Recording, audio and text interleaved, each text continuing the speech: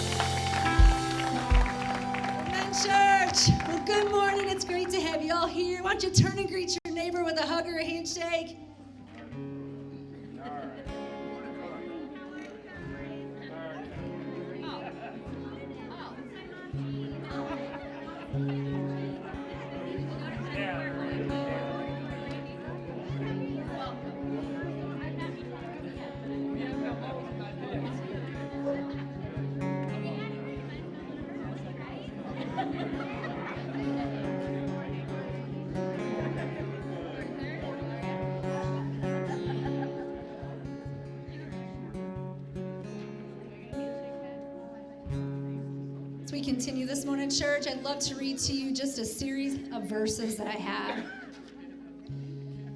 And the verse is from Psalm 45. And Psalm 45:10 says, "The daughters of the king, women of honor and maidens in your court, and standing beside you, glistening in your pure and golden glory, is the beautiful bride to be.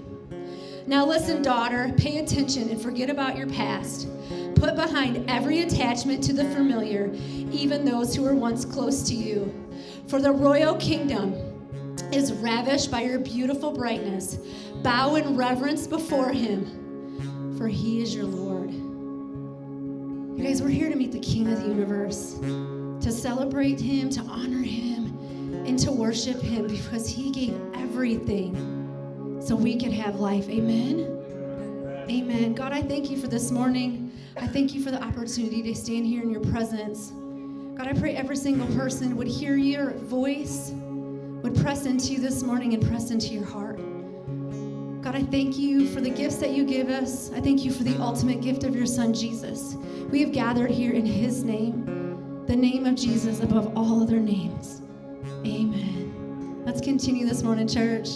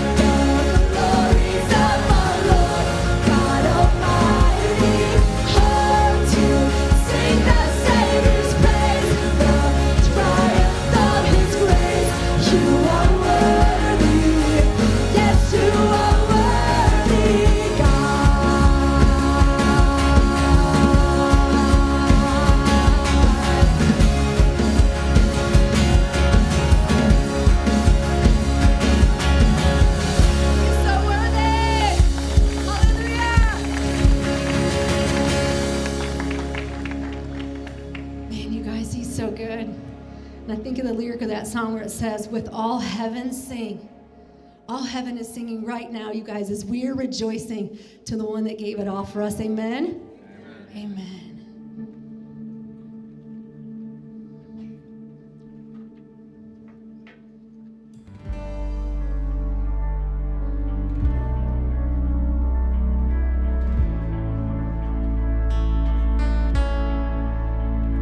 You tell mountains they must fall, and they fall.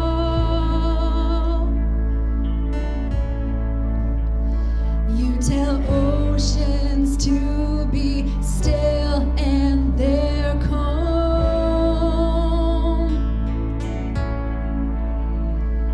tell sickness it must leave and it's gone.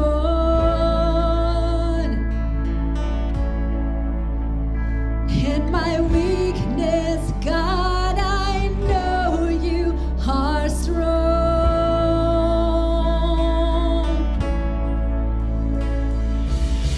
You are the one above it all. I stand in awe. You're the God over all. I know no higher name, no greater throne. You stand alone. You're the God over all. I know.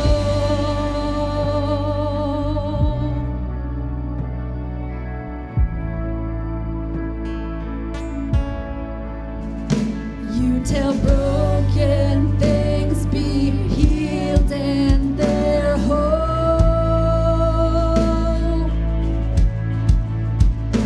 You tell fear it has no place, it must go.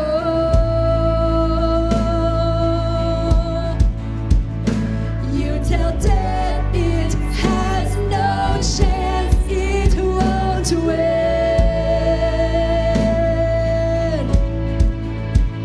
And if you are for me, God, what can come against?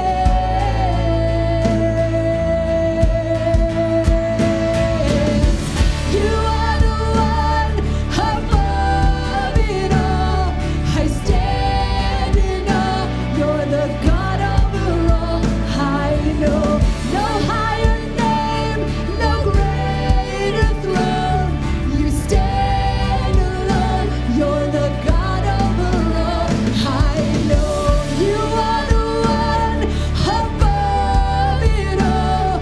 I stand in awe. You're the God over all. I know no higher name, no greater throne. You stand alone. You're the God over all. I know.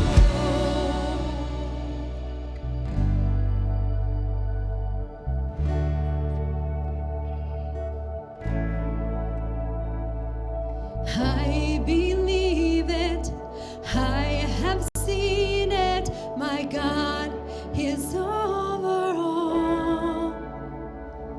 Oh, I believe it, I have seen it, my God is over all. I believe it, I have seen it, my God is over all. I believe it, I have seen it, my God is over all.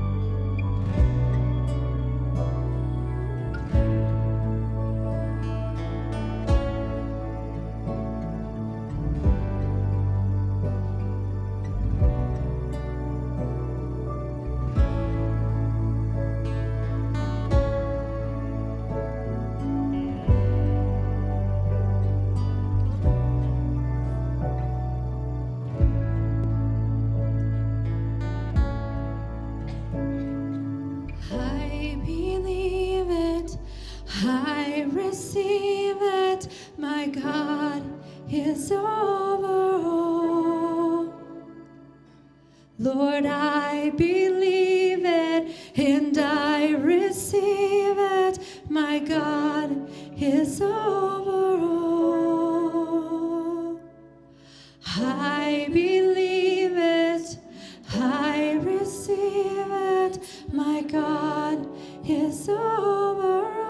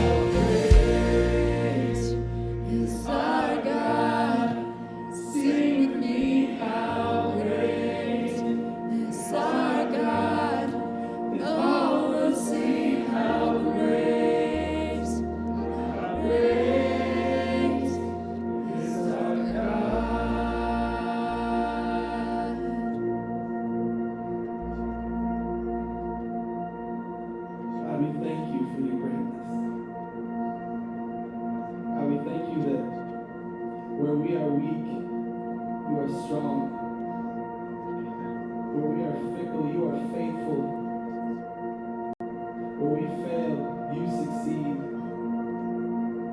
God, we thank you for being in this place this morning.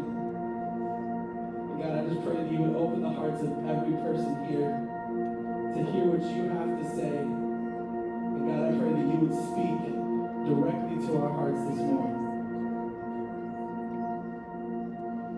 God, we love you. We thank you for the sacrifice that your son made on the cross for us.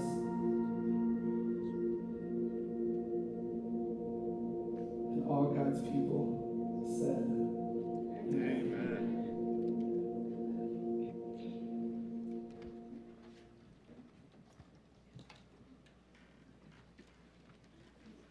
Good morning, church. You guys are seated if you want, or you can stand if you feel like to. Man, our God is amazing. We're just so glad you guys are here. And we're singing that song, singing How Great Is Our God. And I don't know where you're at today when you're singing that song. I don't know if you're up there on the mountaintop just proclaiming the name of Jesus, how great is our God. Or I don't know if you're sitting there going, how great is our God? Like, how is that true? Like, how is our God great? Like, you don't know what I'm going through. Like, how is our God great? But it's just so neat to me that our God is a God that when you take everything away, take all of our circumstances away, He's still God, right? He's not a God that is dependent on our circumstances. And that's why I just feel like you need to know today, guys, that our God is great. And the thing is when you take everything away from us as Christians, when you take everything away, everything that we have away from us, we still have the resurrection of Jesus Christ, which is everything. And I just want you guys to know that you have everything if you have Jesus Christ. And without Him, we have nothing. Amen. So no matter what you're going through in your lives, just know that we have that salvation. Jesus Christ is everything. And our God is a great God. We can proclaim that like all day long. And I'm just glad to do that with you guys today.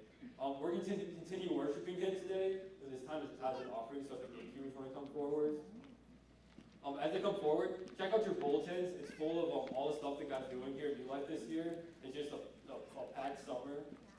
One big thing is Vacation Bible School is coming up, so if you want to help volunteer with that, we are having a meeting after the service today. So see Mia or myself, and we're having a meeting after the second service. So that's if you want to volunteer for VBS, or if you want to help volunteer for our kids ministry on Sunday mornings. But then there's a whole bunch of other stuff in there, so check that out too. But we're going to pray here in this time of worship.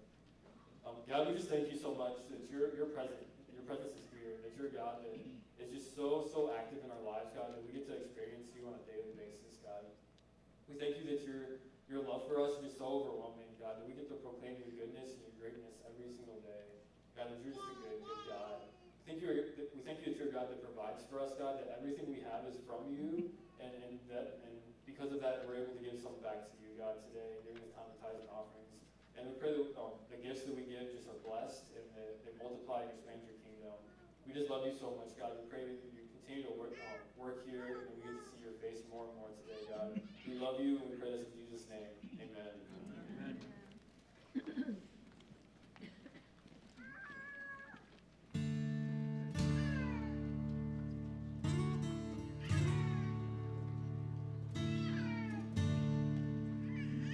Amazing grace. How sweet the sound that saved An alcoholic, a depressed codependent, a control freak, an addicted bank robber, a self-righteous hypocrite, a wretch. like me.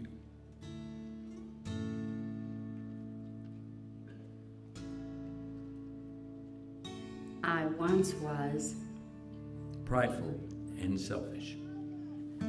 Fearful, empty, depending on credit cards, guilt-ridden and unlovable, addicted to pornography, trapped in grief. Lost. But now I'm depending on God, sober and follow Christ, a humble servant, passionate about God's word, filled, free in Christ, content and secure in Christ, forgiven and loved, Grateful to give. I'm bound, was, a meth addict, Suicidal. Ashamed. Angry. Selfish and unreachable. Blind.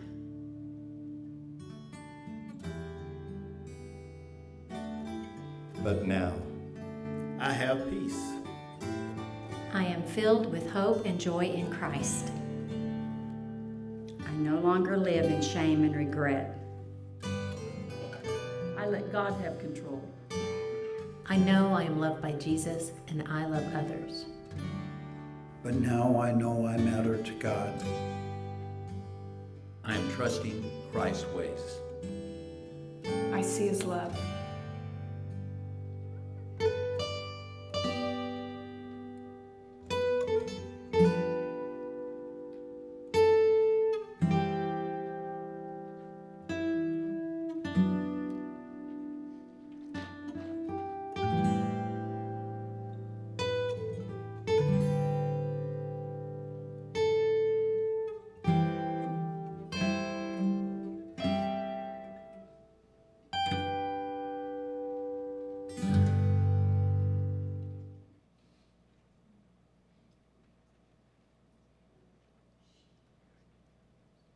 And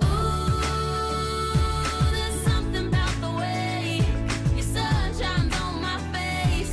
It's a love so true, I can never get enough of you. This feeling can't be wrong. I'm about to get my worship on. And the compassion gift, and loving care, and love you, God, in the same precious name. Amen. Heaven first and treasure.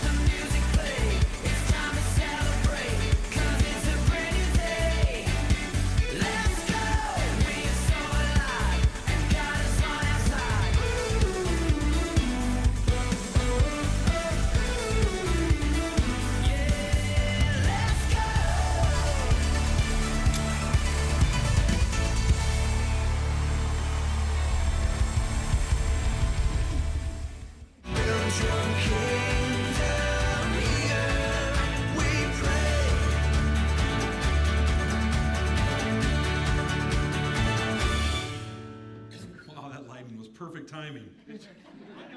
Too bad I'm not, right? Hey, today we were going to talk about some things that may pertain to you, they may not, but I think many of us go through different things. We're going to talk about fear and we're going to talk about our defender, who our defender is. We're going to talk about joy. And we live in a world where fear is prevalent wherever we go. I remember, let me start out by this. How many of you enjoy scary movies? Anybody? I hate them. Yeah, I'll tell you why. Because when I was little, my mom entrusted me to her teenage siblings to babysit me. And they introduced me to a scary, scary, scary movie. And since then, I just don't like them.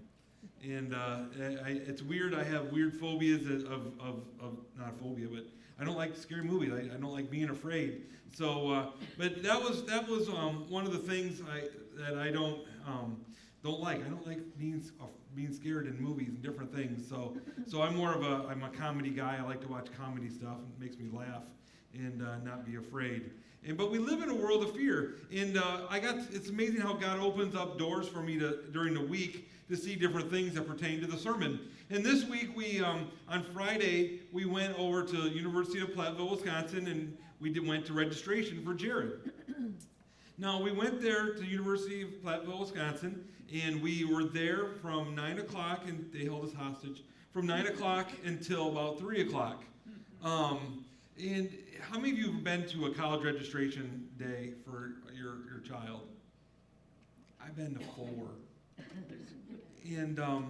And when I was there, I try to be nice and not to show my boredom, and I try to not laugh at the parents who are there with their first child, and it's one of those things where what is real, though, is I got to see and hear people speak from real fear. Now, granted, I've been through it now. This is my 4th time. And my first time with Ashley probably was one way. And then Lindsay had other different things. And then with Justin, his kind of stuff. But with Jared, it's kind of like, Jared, here's your college. You chose it. We signed the paperwork. Pa, see ya. And I'm sitting in the back row trying not to make fun of different things. And Shelly's elbowing me saying, shut up. Don't say anything. But I'm listening, and I'm hearing legit fears come out of the mouths of the parents. They're asking questions because they're sending their baby off to entrust this college where there's going to be 1,700 new freshmen coming in on a campus of 3,000 or whatever it is, 3,500. And they're coming in and they're entrusting this campus with their children. And they have questions, and they're asking questions because there's fearful moms and fearful dads. They're saying, well, who's going to make sure they do their laundry? And I look at them like, not you anymore. And then they're like, who's going to make sure they go eat? And these are legit fears that are coming out of these people's mouths. And I'm like, you have to tell your 18-year-old when to eat? You have bigger problems to deal with than the fear of that. Laundry, I get. But feeding them?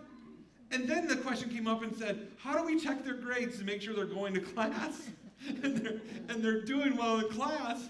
And I sit there and I chuckled and I get the elbow. And the elbow is this. We learned out the hard way. When your kid goes to college, they don't tell you their grades unless they want to. You can't call the school and say, so how's my kid doing? They don't tell you, like, your kid's 18, click, bye. So you're depending on your kid telling you. And so I'm sitting there, I'm like, look, lady, this kid's 18, they're going off to school. Yes, you're going to be paying the bill, but they don't care who pays the bill because your kid's 18. And these fears are coming out of these parents, and I'm watching this and I'm going, the fear is real. People have different fears, and there's deeper ones. I mean, there's safety and different things like that I can't make fun of, but they're legit because they didn't know. This is all new to them. That's why they have registration and orientation and different things for the families. But we go deeper in that than that, and we go on, and just in life in general, people live in fear all around us. People live in fear of what the future is going to look like. We live in a world today where we look out and where our futures we can't tell what things are going to look like because things are going in different directions and we're like confused about things. So there are people who have legit fear about what's happening in the future. People have fear of the unknown. We just don't know what's going to happen. People fear for their children because they have no idea how they're going to grow up and how they're going to act and be. You just don't know. You do your best job that you possibly can do and you send them on their own. It's like with Jared. I don't know what college is going to look like for him. I have high expectations. I have understandings of what he's done through high school so far. But he's an adult and he can make decisions, right? So we have those fears of those unknowns. Sometimes we have fear of what people think about us. That's one of the things we go through all the time too. We worry about what people think about us. And we have those different weird phobias and fears about that. And we all go through that. Sometimes I come home and I pull in the driveway and I go into the house and I'm like, Jared, Frank's out mowing again. Can you go mow our yard at least one time this week? Do you have neighbors like that? I have a bunch. The only guy that got kitty corner from me, he makes me feel better about myself. Anyways. But we have these fears of worry about what people think about us. Well, what do they think? We're worried about if our kid does something wrong and they judge that, or if I say something wrong, or I wear the wrong clothes, or if I say the wrong things, and different things. We live in that fear and we kind of fall into ourselves. And whatever fear, you can name it, whatever it is, there's phobias for it all around. I get it. I understand. Fear is real. I saw a picture that Ashley posted of a scorpion in the shower with her in Nicaragua. Guess what? I would have said, one of us is going to leave here. One of us will probably die. If you get me, maybe me, but if I get you, I win. But there's fear, and fear is legit. I get fearful too. I have worry and fear about all kinds of stuff. There are days that, I said this before, that you could walk in, and you would walk into my office, and you would think that I'd be in there going, praise the Lord, I'm writing my sermon. Everything is good, and blah, blah, blah, and I'm talking to people, and everything's happening. Trust me, there are days I sit in my office, and I run my fingers through my hair that's slowly dissipating from my head. Amen. And I worry about stuff. Saturday nights for me are ugly because I worry. We have these fears, and here I am. You're the pastor. You shouldn't worry. You should live in faith. I try. But fear is real, right? We understand these things. And we have goofy fears sometimes. You worry about different things, but it's okay. Some things are that maybe legit have fears, but we need to be a people who are walking in faith. Because what happens is if we walk in these fears, if we walk in the worries, if we walk in these concerns, they carry us to a place we don't want to be. They carry us to a place that sucks the joy out of our lives and sucks the fun out of who we are in Christ. And we got to be careful that we don't go into the situation where we're seeing life and joy sucked out of our lives. I want you to know right now, if you are living a life that feels like the joy has been sucked out of it, I want you to do this. I want you to back up for a second, and I want you to think of what you're afraid of. Because I guarantee you, because if you're walking in life right now and you don't have joy in your life, I can guarantee you there's a fear in front of you that is that's sucking that joy out of you. A lot of times we go from walking in faith to walking in fear. It happens. And then it compounds itself when we walk in fear. We get fearful of this step. And if we have this fear in our lives, that compounds onto another fear that goes into our minds. And we keep going and going and going. Then we have all this fear and worry, and our mind gets consumed with it. And what happens? We shut down. You know what the enemy wants you to do in your life? He wants you to shut down. He wants you to shut down. He wants you to become ineffective, inactive, and just live and mope in fear and worry. But I want you to know that's not what God wants. God wants us to walk in trust and in faith in Him. We need to understand that we have a defender in our lives. We have a defender in our lives. And I remember when I was a little kid, about thinking about having a defender in my life. I remember as a little kid, if I felt intimidated by someone, we would get on our bikes, we'd ride down to the playground in Delahaye Park in Mount Morris there, a couple blocks away from my house. We'd all meet up there, we'd play in the playground, and sometimes the bigger kids, this was back in the day when you didn't have parents around, and you'd be down there, and all of a sudden there'd be bigger kids there, and they'd be telling you, you get off this thing, we're going to play on this, and blah, blah, blah, and they'd try to intimidate you, and you'd live in that little bit of fear. And I remember when I felt intimidated by another kid, I would always remind the kid that was trying to intimidate me that I had a brother who was 8 years older than me. His name was Rick. And he was big and bad, which he really wasn't. He didn't grow till after high school. He was kind of scrawny. I was as big as he was. But now he's big and bad. But it's one of those things where I remember he was 8 years old, and if I needed him, he was there to defend me. It's in my mind. I'm like, I'm 8, he's 16, he's going to defend me if I need it. And the reality is, I was 8, he was 16, he was in his car driving around trying to find chicks. He wasn't worried about his 8-year-old brother. But I didn't care. In my mind, I had a defender. And that was my big brother. So I had that if I needed. In our lives today, we need to understand that we have a defender. We have one who is there to protect us and to help us through tough and fearful times. And the good news is that our defender actually cares and is standing there with us at all times. We need to understand that he doesn't leave us. And today we're going to look at a scripture that talks about our defender and how we can trust in him. And I want you to turn with me in your Bibles, if you have your paper Bibles or on your phone. I want you to turn with me to Isaiah 54, 1 through 17. It's a lot of verses, I get it. Isaiah 54, we're going to start at verse 1 through 17. I decided to use all of the verses today, which I didn't really need them all, but they're also good, and it kind of gives some direction. And I believe that some of the verses that I don't even touch on today, there are some in here that could really touch someone in this place, and make them, it might speak to them more than the rest of the congregation. So I wanted you just to be able to read this with me. So Isaiah 54, 1 through 17. If you got it, say got it, PT. Got it, PT. And if you don't got it, it'll be up here over my head. And we're going to read that. So it says this. Sing, O barren woman, you who never bore a child.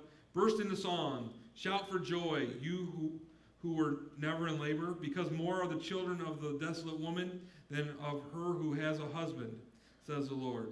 Enlarge the place of your tent. Stretch your tent curtains wide. Do not hold back. Lengthen your cords. Strengthen your stakes. For you will spread out into the right and to the left.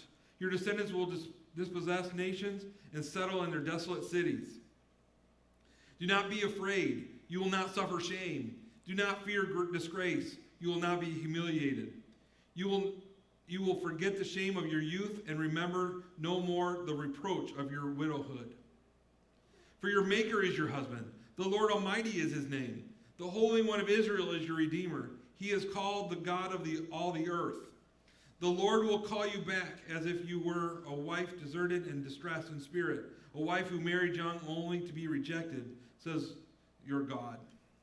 For a brief moment I abandoned you, but with deep compassion I will bring you back. Compassion, there's that word from last week. In a surge of anger I hid my face from you for a moment, but with everlasting kindness I will have compassion on you, says the Lord your Redeemer. To me this is like the days of Noah, when I swore that the waters of Noah would never again cover the earth. So now I have sworn not to be angry with you, never to rebuke you again. Though the mountains may be shaken and the hills be moved, yet my unfailing love for you will not be shaken, nor my covenant of peace will be removed, says the Lord who has compassion on you. O afflicted city, lashed by a storm and not comforted, I will build with you stones of turquoise, your foundations with sapphires. I will make your battlements of rubies, your gates of sparkling jewels, and all your walls of precious stones. All your sons will be taught by the Lord, and great will be your children's peace. In righteousness you will be established. Tyranny will be far from you. You will have nothing to fear. Terror will be removed. It will not come near you. If anyone does attack you, it will not be by my doing. Whoever attacks you will surrender to you. Verse 16. See, it is I who created the blacksmith, who fans the coals into flame and forges a weapon fit for its work. And it is also I who have created the destroyer to work havoc. No weapon formed against you will prevail, and you will refute every tongue that accuses you. This is the heritage of his servants of the Lord, and this is their vindication from me, declares the Lord. Here we see a lot in this scripture. There's a ton in this passage as we read through it. Here we see that people are being told to enlarge their tents. That's one of the things that I want to look at real quick. To increase their space because it's going to be needed. The people were going to be given land. They were going to be given cities to inhabit. They were telling, take your little tents and make them bigger because God's got something much bigger for you in store for you than what you've ever seen and what you've ever known. So make sure you're making your tents big. Make sure you're opening your gates open wide because God is going to pour out so much upon you that you won't even know what to do with it. He told the people that they were going to be given land and cities to inhabit. They were told not to be afraid. They were told not to experience shame like they did before. They were told they would never be embarrassed again and they would not be left alone. They were told that they would be shown great compassion and grace by God. It goes on, it says in verse 10, it says, though the mountains be shaken and the hills be removed, yet my unfailing love for you will not be shaken, nor my covenant of peace removed, says the Lord Almighty, who has compassion on you. He wanted to remind them that they had nothing to fear because God was a compassionate God. God loved them and was going to do great things for them. There were going to be times where it looked like the mountains were being shaken. Their mountains were going to be moved. All kinds of rough things that were out there that would bring fear to most people. But he was saying, don't be swayed by those things. That there would be great abundance for them to live in, and there would be protection and compassion. He said there was going to be a great abundance in their cities and in their lives. He said the things that they took for granted were going to be made out of precious jewels. They were going to see prosperity and abundance. It's kind of interesting because I had conversations in the past month or so. Someone came up and said, well, Pastor, I'm just not into this prosperity gospel stuff and all the prosperity talking. I want you to understand that God is a God of abundance. God wants to bless you. God wants to pour out blessings upon you. It's not the most important thing in the world, but God has great vision for you and abundance to bless you with, to bless others with. Amen. So don't be afraid of the abundance. Don't be afraid of the abundance. If you want to be someone who's poor and not living in abundance, that's fine. Go do it. But God has abundance for you, church. Amen. I want more. God wants more for you. I want more for you. I want you to see, because it's not about you. It's about the abundance that God gives you to give to others, to make of glory, to give glory to Him. We're also promised that we'll also see that they were promised that their sons would be taught by God and that there would be peace. It says in verse 15, it says, if anyone does attack you, it will not be by my doing. Whoever attacks you will surrender to you. See, it is I who created the blacksmith, who fans the coals into flame and forges a weapon fit for his work. And it is I who have created the destroyer to work havoc. Verse 17 says, no weapon formed against you will prevail, and you will refute every tongue that accuses you. This is the heritage of the servants of the Lord, and this is their vindication from me, declares the Lord. What he was saying here is this: there's going to be attacks. There's going to be times that are tough. But guess what? Those attacks are going to fail. Those attacks on you will not hold up. There will be times where it looks like you should fear. There will be times when it looks like you should have great concern and worry. But you need to understand this: God is your defender. Amen. He was telling them. He said they may have great weapons. They may have weapons that scare you and put fear into you and bring you to a point of worry and concern when you're living your life and trying to do your thing. But he says, I am the one who created the weapons. Why should you fear? And he told them very clearly, and this is a scripture we talk about underlining and highlighting and posting on mirrors and cutting out and sticking them in your kid's lunchbox when they go to school because they may not have a big brother Rick in their life. This is one you need to cut out or write down or whatever you do and put it in their lunchboxes because school starts in 2 months. Anyways, it's only been a month off, right? It says this: no weapon forged against you will prevail, and you will refute every tongue that accuses you. If we can instill this into our kids, if we can instill this into our minds, you know what? It will change the way we look at life. It says that God would be their defender. As we look at this, we have a lot to take away from all these scriptures that we just looked through. I believe that God is doing something right now, church. I believe that God is doing something major. We've been praying for different things. We've been looking and seeing what God is doing, and I believe that God is telling us something today. He's telling us to expand your tents. He's telling you to get ready for God to do something amazing in your personal lives and in the life of this church. God has got some great things in store. And sometimes you go, well, Pastor Tim, I'm not sure. The world's really struggling right now, and where good is being called evil and evil is being called good. How in the world is this? Guess what? There's going to come a time where the people are going to go, this stuff is crazy, and we need to repent. And how do we do this? And the answer to that is, we have the answer. Amen. We have the answer. And the answer is Jesus. And I believe, church, because of the increase of wickedness, we're going to have to understand that there's going to be people that are going to be looking for new ways to live their lives, because they're going to look back and go, this stuff is not the way to do things. And we need to have our tents enlarged and our thought patterns enlarged to receive what God is going to do. And there is going to be, I believe God is going to do something great. We need to be ready for it, church. Get ready for big things. Get ready for lives to be changed. Get ready for the lost being saved. Get ready for the sick being healed, for the hurt being restored. I think I can share this. I hope it is okay. If not, I'll apologize later. How many of you remember communion a couple months ago? Brother Bob was up here, and Brother Bob, more like Pastor Bob, he was up here sharing the communion word, and it was awesome. He shared the word, and then all of a sudden he says, hey, guess what? My sister-in-law has cancer. We're going to pray for her. She has surgery coming up. How many of you remember that? Remember that? All right, good. That's better than the first service, because they weren't here. Anyways, he called them over there, and he called up some women who are cancer survivors and had them pray for them, lay hands on Melissa and pray for her. Well, Melissa had surgery, And Melissa got done, and she went back to the doctor. And what did the doctor tell her, Bob? The cancer's gone.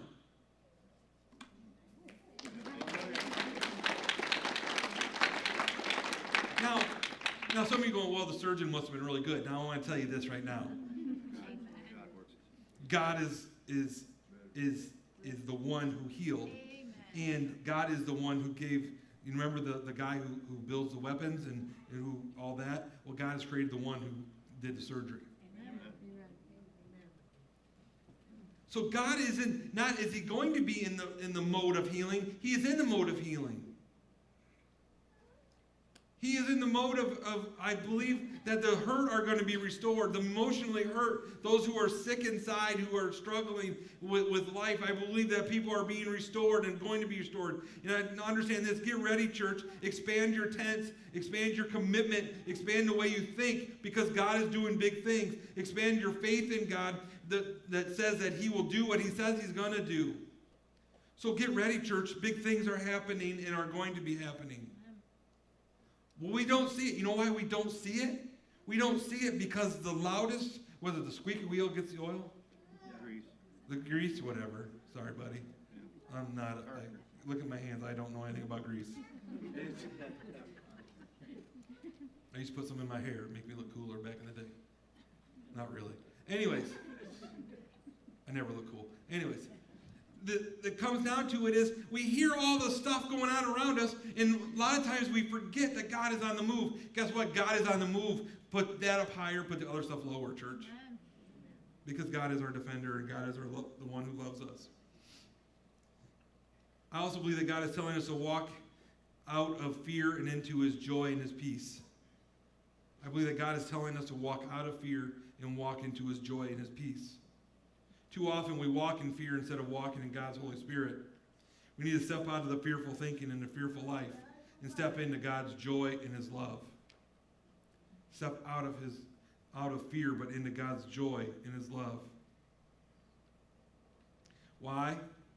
Because no weapon formed against you will prevail, and you will refute every tongue that accuses you. There is nothing on this planet that can come against you, church. Our defender, your defender, is the God of the universe. They may try to attack you. They may try to bring something against you, but they will not prevail. They may try to talk smack against you. You ever have that happen? Oh, yeah. They may try to slander you. People might try to come against you. They may try to make you and your family look bad. They might say things that are lies, that are absolutely not true. But I want you to know that no weapon formed against you will prevail, and that you will refute every tongue that accuses you.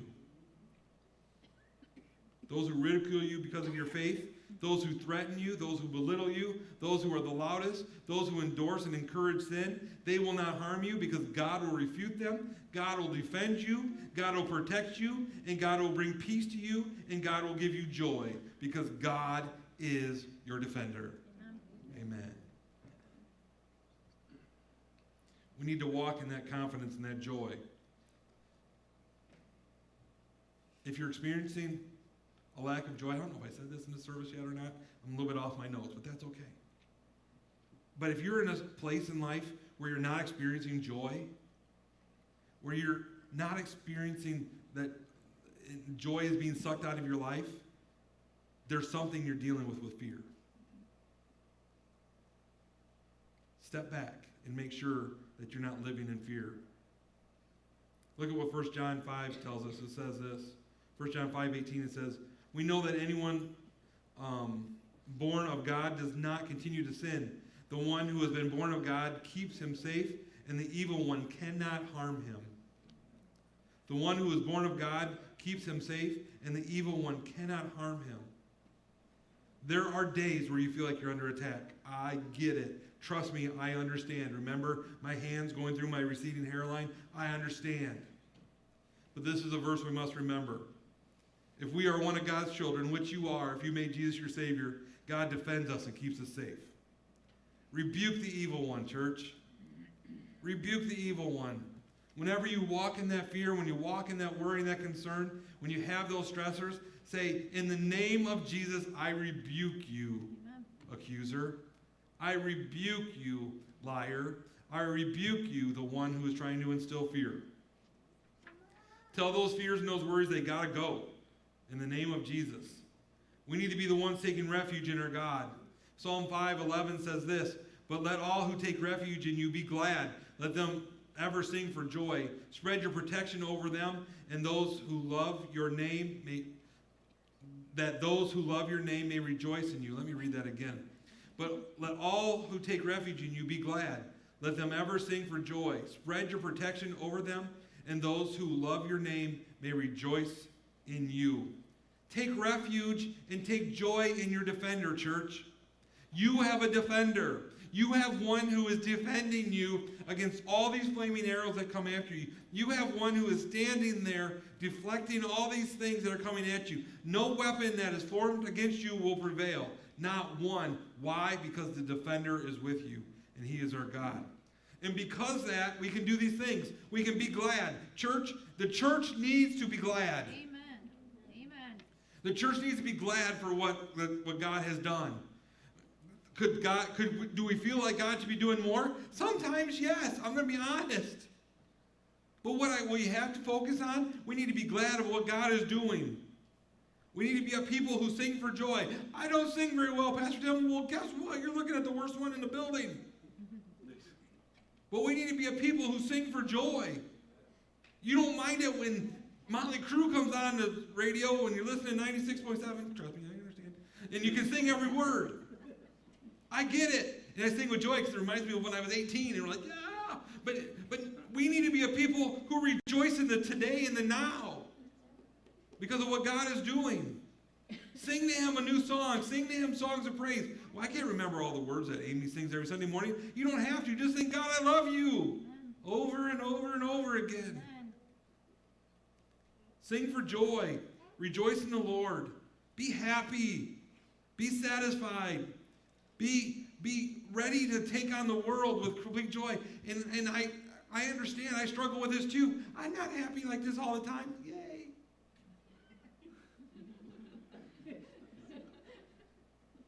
I'm the one at Platteville going, can you shut up so I can go home? Give me the mic. I'll fill them all in.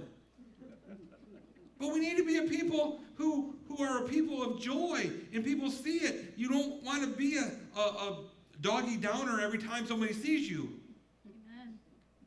We need to be a people of joy. Scripture talks about being a city on a hill, letting our light shine. You don't hide it. You let it glow. We want to be the people that shine. Rejoice in the Lord, church. And finally, as the worship team comes up, Psalm 118, 14 through 15 says this, the Lord is my strength and my song. He has become my salvation. Shouts of joy and victory sound in the tents of the righteous, the expanded tents, the bigger tents. The Lord's right hand has done mighty things. The Lord's right hand has done mighty things. And because of that, we need to understand that God is your strength, church. If you're trying to do it all on your own, you will struggle and you will fail. Put your trust in God and his strength. Let there be shouts of joy in your homes. Did you hear that? Let there be shouts of joy in your home. Are you joyful in your homes? Be joyful in your homes. Let there be shouts of joy in this building. Give God praise for all that he's done. Praise him for his love. Praise him for his strength. Praise him for the salvation that he's given everyone in this building. Praise him for the abundance that he has poured out. And praise him for being your defender. Because as we leave today, that's what we want to understand. That God is your defender. God wants to protect you. God wants to lead you. And he wants to give you abundant life. And as we get ready to do that today, we're going to close with an awesome song. It's a song I don't think we've done here before, right? I should know that. I'm the pastor. But anyways, it's a song we haven't done before. But it's a song that talks about God being our defender and our defense.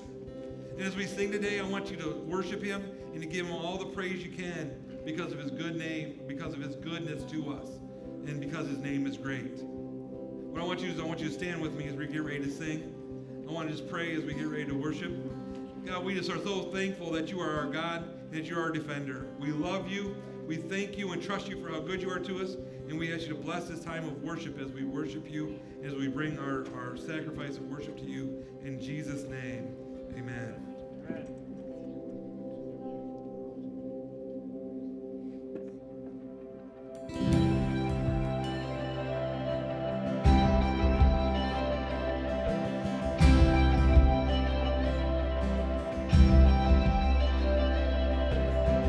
You make a way when I cannot see. You are my strength. Though my heart is weak, you won't let go. You take a place on this battlefield. You go before. You're my sword and shield. I'm not alone. You fight for me. You always have my victory. It's in your hands, it's in your hands. The God of heaven is my defense.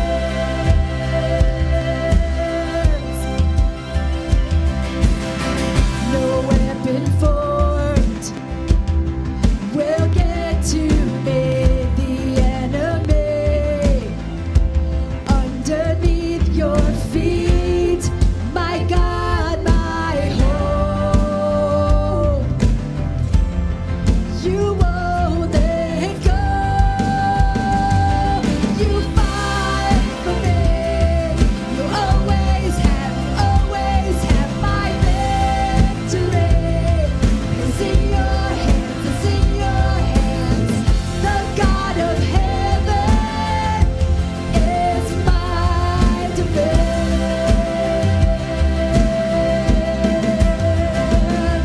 You fight for me. You always have my victory. It's in your hands, it's in your hands. The God of heaven is my defense.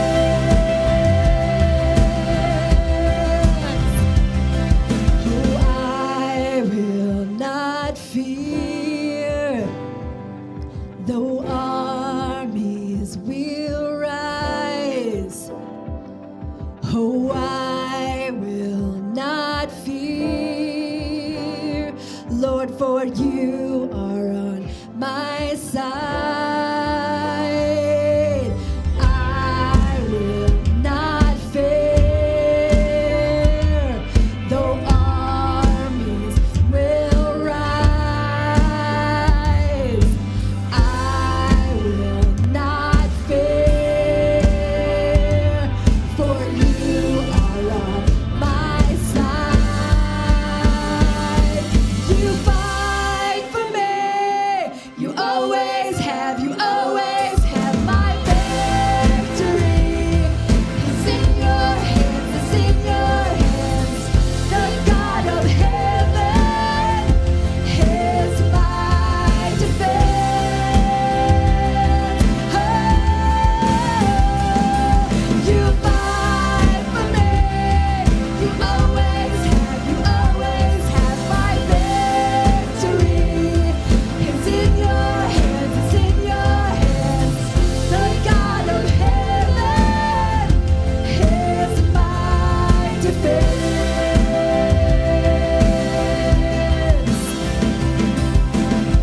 The God of heaven is my defense.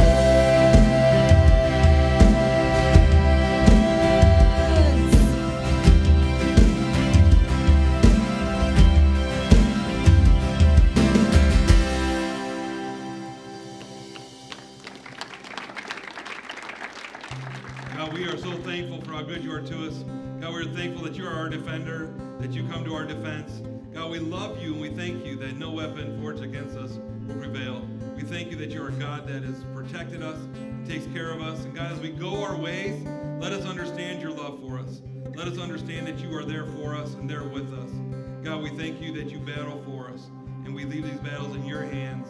We thank you, we praise you for how good you are to us. We ask you to bless us as we go our ways, keep us safe. We thank you and we praise you. It's in Jesus' mighty name we pray. And all God's people said, amen. Give God a hand clap as you go. God bless. See you next week.